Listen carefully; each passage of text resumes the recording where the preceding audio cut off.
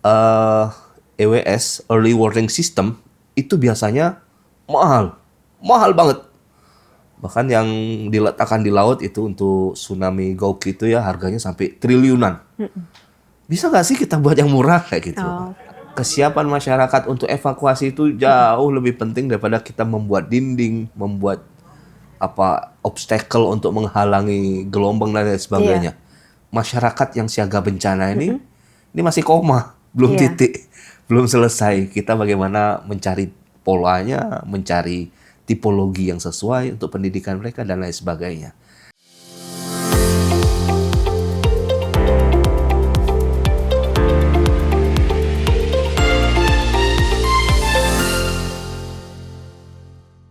Halo teman UB, kembali lagi di Bonsai on Podcast. Dalam rangka pengukuhan profesor yang akan dilaksanakan tanggal 10 dan 11 Februari 2026, episode kali ini kita akan ngobrol santai nih dengan salah satu calon yang nantinya juga akan dikokohkan. Nah, kali ini kita akan kedatangan salah satu narasumber yang sangat luar biasa, berasal dari Fakultas Teknik dan sudah hadir yaitu Profesor Dr.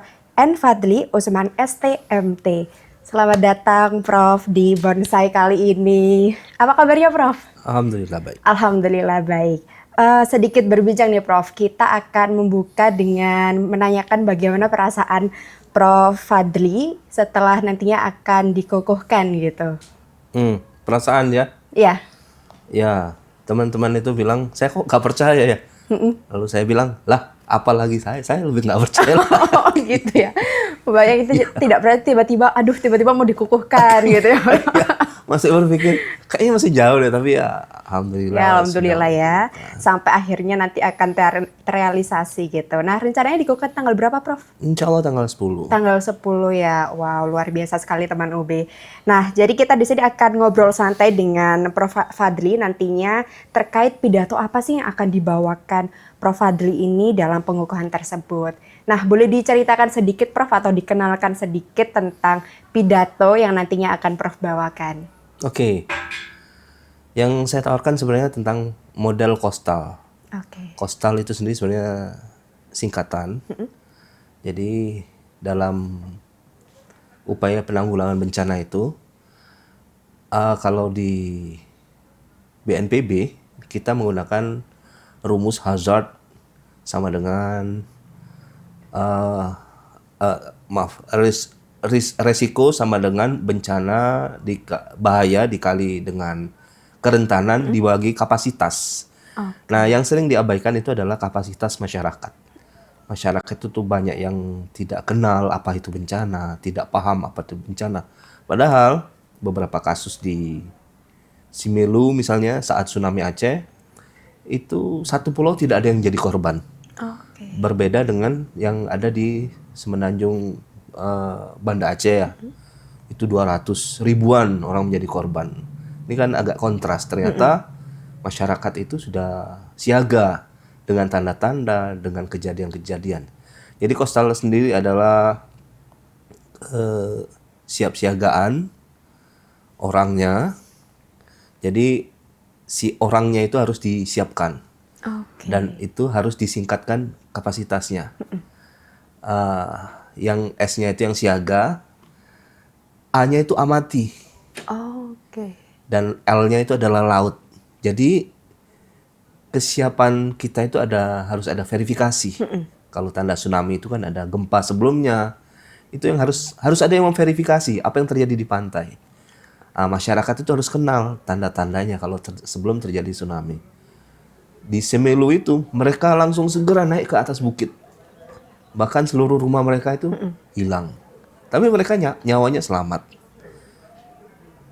Dan di seluruh dunia, bahkan di Jepang sekalipun, kesiapan masyarakat untuk evakuasi itu jauh lebih penting daripada kita membuat dinding, membuat obstacle untuk menghalangi gelombang dan lain sebagainya. Masyarakat siap lalu lari ke tempat yang aman itu jauh lebih penting karena lebih mampu menyelamatkan. Dan kira-kira demikian. Oke, berarti memang istilahnya manajemen bencana lah Prof ya. Itu yang perlu ditingkatkan lagi, apalagi khususnya perlu diedukasi kepada masyarakat gitu. Daripada kita sibuk istilahnya membangun kualitas dari bangunan itu gitu ya Prof. Jadi memang perlu ditambahkan juga terkait manajemen bencana terhadap diri kita masing-masing.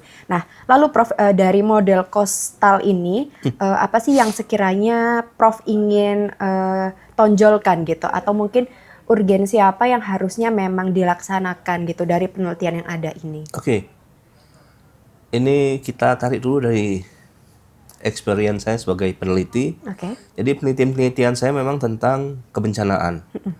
Dalam masa studi saya itu fokus tentang apa propagasi pergerakan gelombang. Jadi perilaku gelombang itu kita simulasikan dalam komputer, kita amati sebarannya bagaimana. Lalu setelah lulus S3, riset-riset saya lebih banyak kepada menata kawasan. Kawasan pesisir, kawasan pantai, mana daerah yang aman, mana daerah yang rawan terdampak dan lain sebagainya. Dan dalam perjalanan ternyata ditemukanlah bahwa sebenarnya masyarakat ini jauh lebih penting. Sehingga yang saya tawarkan di sini adalah ada kerjasama sinergi yang saling membutuhkan antara para peneliti, masyarakat, dan juga penentu kebijakan, yaitu pemerintah. Ya nggak usah jauh-jauh lah kemarin, Aceh, tanah longsor. Bukan longsor sih, banjir bandang. Mulai dari Sumatera Barat, sampai ke Medan, sampai ke Aceh. Sebanyak itu. Tapi kapan kampus dilibatkan? Padahal kita punya teknologi untuk mengidentifikasi mana kawasan terdampak. Bukan dalam hari, bukan dalam jam, bahkan mungkin dalam menit itu bisa kita teridentifikasi. Sehingga saat bantuan datang, kita punya peta mana daerah yang harus dikirim, mana yang harus disegerakan, mana yang sulit untuk dijangkau. Bukan asal ngirim helikopter terbang-terbangkan, jatuh-jatuhkan. Enggak. Ada pendekatan-pendekatan teknis yang harus difikirkan sebelum kejadian. Demikian. Oke, nah dalam terkait dengan kolaborasi dan harapannya dari Prof juga kan kolaborasi kapan kampus dilibatkan? Karena kan tadi juga memiliki semacam pengukuran apa Prof?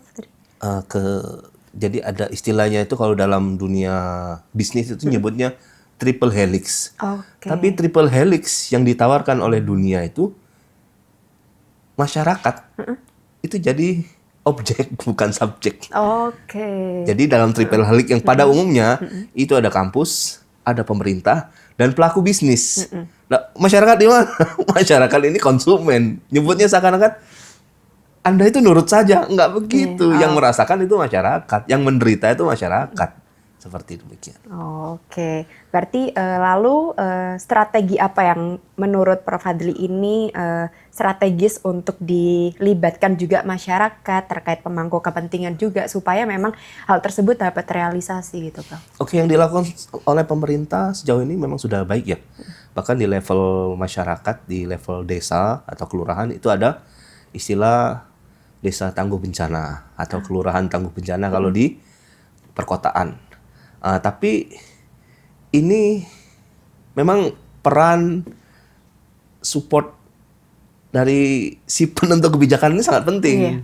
Sebagai contoh ya, kalau di perkotaan yang sering terjadi bencana apa sih? Pohon tumbang. Iya, pohon tumbang. Puting beliung, lalu pohonnya kena masyarakat. Kita mengandalkan PMK misalnya, itu sangat terbatas. Mengandalkan BPBD juga sangat terbatas. Nah, sehingga masyarakat ini yang paling dekat. Yang saya perhatikan itu yang sudah sangat baik perjalanannya ya, peran serta masyarakat untuk penanggulangan bencana itu masyarakat di Trawas. Sering longsor kan sana. Longsor katakanlah jam 3. Jam 3 lewat 10 itu sudah ada yang membersihkan supaya tidak nutup jalan. Karena mereka tahu ini untuk mereka juga, akses jalan mereka juga dan lain sebagainya. Tapi kan tidak semua orang punya kesadaran yang setara. Iya, betul. Ya, sehingga ini memang perlu adanya proses untuk meningkatkan kesadaran. Ini tanggung jawab kita sama-sama.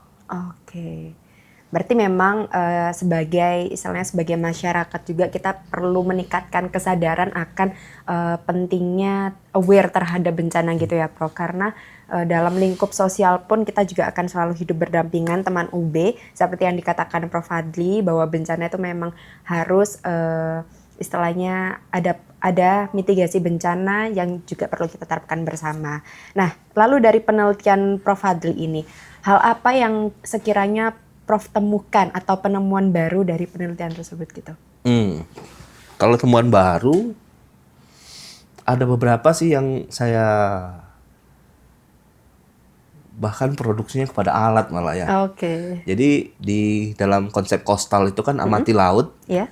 itu saya membuat alat, ya ini karena keresahan juga ya. EWS, Early Warning System, itu biasanya mahal banget. Bahkan yang diletakkan di laut itu untuk tsunami Gouki itu ya harganya sampai triliunan. Bisa nggak sih kita buat yang murah kayak gitu? Akhirnya saya pernah tahun 2019 sampai 2024 itu kita buat yang portable, yang skala desa, yang desa bisa merakitnya sendiri, Oke. yang harganya paling cuman 15 jutaan. Bandingkan dengan yang harga miliar dan triliun tadi, waduh, yang bisa beli kan hanya negara. Iya. Itu kalau masih ada. Kalau tahu-tahu digergaji oleh orang, di kilo dan lain sebagainya lah. Itu resiko kehilangan aset triliunan itu tinggi. Sehingga kalau dia merupakan aset desa, dijaga oleh sama-sama warga desa, mudah-mudahan bisa lebih awet dan bisa digunakan bersama. Jadi salah satu alat yang saya gunakan itu ada interface yang bisa hanya diakses oleh kepala desa dan orang-orang tertentu saja. Jadi saat terjadi, katakanlah, setelah gempa, lalu tiba-tiba air laut itu surut sangat jauh, berapa ratus meter maksud saya, dan tidak biasa, itu si kepala desa bisa mencet alarm, sehingga alat itu berbunyi. Alarmnya itu berbunyi. Itu salah satu alat yang pernah saya cobakan. Dan yang lain itu saya menggunakan beberapa parameter penilaian kesiapsiagaan masyarakat. Jadi menggunakan matriks, ada penilaian masyarakat ini seperti apa, lalu ada variabel pengukuran dan diukur di atas peta. Data satelit itu ada gridnya untuk menilai. Tiap grid itu ada, katakanlah ada 3 level ya. Level rawan sekali itu rentan itu merah, sedang itu kuning, dan dia dalam kondisi yang aman itu hijau. Jadi masyarakat itu bisa dipetakan. Ini memang agak tidak biasa bagaimana memetakan kondisi sosial masyarakat, tetapi dalam bentuk atau format yang terukur dalam bentuk peta. Biasanya kan kalau peta itu hanya dipakai untuk melihat kelerengan, yang lerengnya curam warnanya merah, yang datar warnanya hijau. Itu fisik sekali. Tapi bagaimana menentukan bahwa ini masyarakat kerentanannya tinggi, lalu warnanya merah? Itu agak tidak biasa. Tapi pernah saya cobakan di beberapa kawasan pesisir seperti Blitar dan Malang. Saya petakan, ya ada yang protes sih masyarakat. Pak, saya kok merah ya? Lah, Anda kan pertama miskin, Anda tidak berpendidikan. Dan banyak hal yang membuat Anda warnanya merah. Oh, iya sih, emang kata gitu. Jadi mereka kadang tidak suka juga diletakkan sebagai berwarna merah. Tapi kalau melihat kenyataan dan parameter yang ada melekat pada mereka, ya mereka dalam kondisi resiko paling tinggi. Begitu. Oke, menarik Prof terkait alat yang tadi sempat Prof rancang gitu ya. Apakah ada peran mahasiswa gitu yang turun ke lapangan terkait mengedukasi masyarakat untuk penggunaannya gitu? Karena pasti kan apabila nanti direalisasikan pasti masyarakat perlu panduan nih Prof. Ya, sebelum saya sampaikan yang lebih detail, saya sampaikan dulu juga bahwa saya tidak di-endorse. Ya, oke. Kalau dulu itu bisa pakai modem portable yang dipasang, karena kameranya yang menghadap ke laut itu butuh internet. Oke. Masalah yang sering terjadi adalah di daerah pesisir itu sering internetnya biarpet Kadang ada, kadang enggak. Iya betul. Sisi yang saya tidak di-endorse tadi ada Starlink sekarang. Starlink itu ya Mbps-nya tinggi, terus ya sudah tidak bergantung sama kabel. Itu sekarang peralatannya sudah disematkan Starlink yang harganya juga tidak seberapa, paling cuma 4 jutaan. Kameranya bisa dipasang cukup banyak dan masyarakat juga bisa ikut YouTube-an karena Starlink-nya itu. Tapi harapannya memang kerjasama tadi yang terkait mahasiswa terlibat nggak? Ya mahasiswa ikut terlibat biasanya menginstall, lalu ngajarin masyarakat, lalu menyampaikan ini aset mau kita serahkan, mau serahkan untuk desa, tolong dijaga. Tapi yang versi Starlink belum ada yang diserahkan ke masyarakat karena yang versi-versi sebelumnya ada aja yang hilang. Jadi harapan saya mungkin besok Starlink betul-betul ada semacam kerjasama yang betul-betul mengikat lah antara kita sebagai peneliti dengan desa. Ini punya Anda, tolong dijaga, jangan sampai hilang. Saya dari Malang bisa akses. Kalau tiba-tiba lo kok mati, ini pasti ada apa-apa. Tapi yang bisa verifikasi kan mereka yang ada di lapangan. Berarti kita bisa turut memonitoring dari jauh. Ya, gitu. Kalau selama alatnya bisa kita lihat, CCTV-nya kita pantau, alatnya baik-baik saja. Tapi kalau tiba-tiba mati, kan kemungkinan ada 2. Kameranya hilang atau modemnya nggak ada. Atau yang ketiga biasanya mati lampu. Nah berarti memang balik lagi ke triple helix tadi ya, perlu adanya kolaborasi dari pemangku kepentingan, mahasiswa, bahkan masyarakat ini jangan hanya dijadikan sebagai subjeknya saja ya Prof, tapi juga sebagai objek, seperti itu? Terbalik. Jangan menjadi objeknya saja gitu. Karena memang dari penelitian Prof. Adli ini bahwa pemerintah ini adanya masalah bahwa pemerintah ini cenderung berfokus pada penanggulangan tanggap darurat saja ya Prof gitu. Lalu kita di sini diposisikan sebagai objek gitu. Masyarakat ini supaya memiliki pengetahuan lokal juga dan kapasitas untuk berperan aktif sehingga terkait mitigasi bencana ini dapat dilaksanakan dengan maksimal. Lalu yang terakhir nih Prof.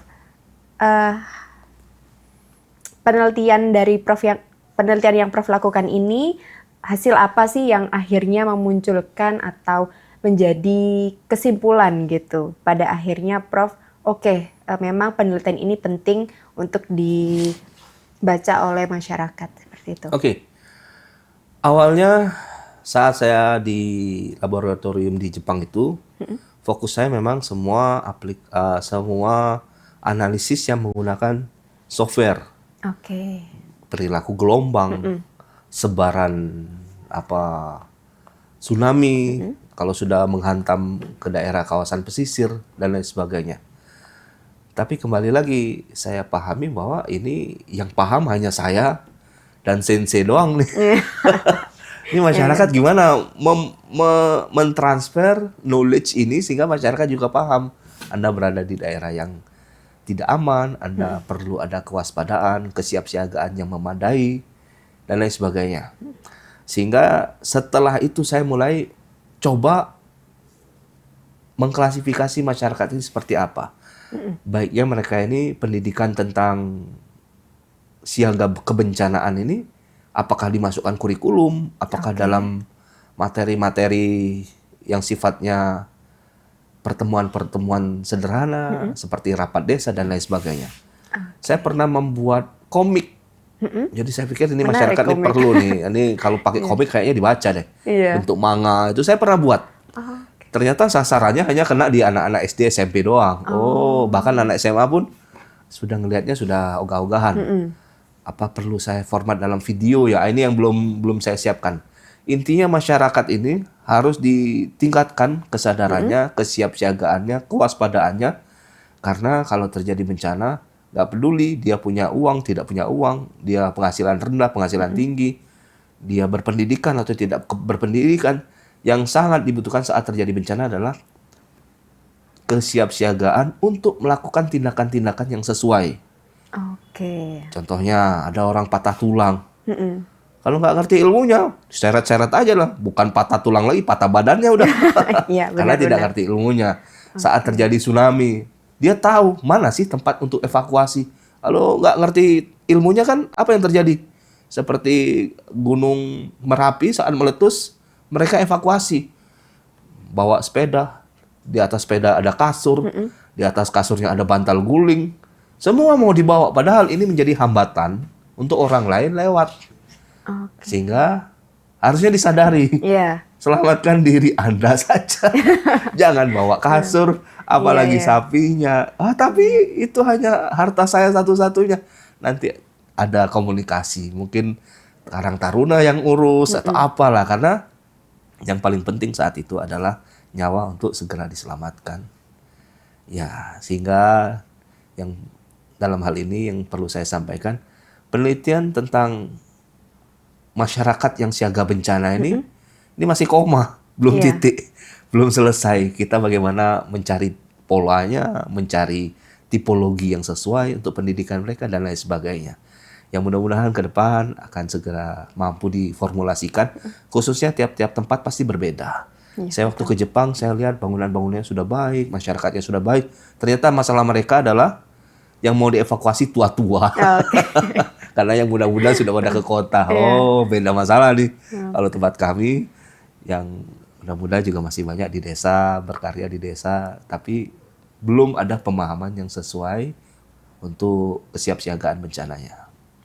Oke, nah itulah tadi teman UB terkait penjelasan mengenai model coastal yang sudah dilakukan oleh Prof. Fadli ini, di mana memang perlu adanya terkait kemampuan ya kita sebagai masyarakat untuk dapat melakukan terkait identifikasi atau istilahnya knowledge tadi, supaya memang kawasan yang rawan terdampak bencana ini bisa lebih cepat terukur dan juga lebih cepat istilahnya kalau bahasa Jawa itu wanti-wanti gitu ya Prof ya, supaya tidak terjadi hal-hal yang tidak diinginkan. Karena hal ini juga penting juga, tidak hanya bangunan yang kuat namun juga pondasi dari pengetahuan masyarakat dan juga kesiapan pemerintah terkait aktif serta adanya peran masyarakat juga harus memang dikaitkan satu sama lain supaya hal ini bisa menguatkan terkait mitigasi bencana tadi. Nah, itulah tadi teman UB, cukup sampai sini saja episode kali ini. Semoga nanti pengukuhan Prof. Fadli berjalan lancar dan selalu diberikan kesuksesan dalam karirnya. Terima kasih Prof sudah hadir dalam bonsai kali ini. Say hi Prof ke teman UB.